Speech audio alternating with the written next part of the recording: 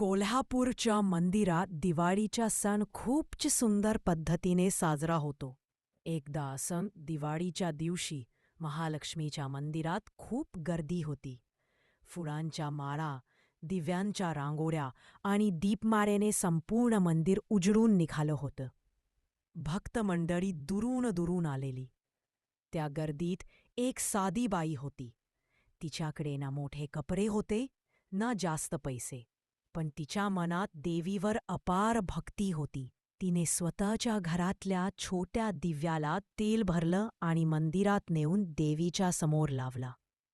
लोक मोठमोठे दिवे, सोन्याचे हार घेऊन आले होते, पण त्या साध्या बाईचा लहानसा दिवा मात्र सगळ्यात जास्त प्रकाश देत होता, कारण त्यामध्ये खरी श्रद्धा आणि प्रेम होतं.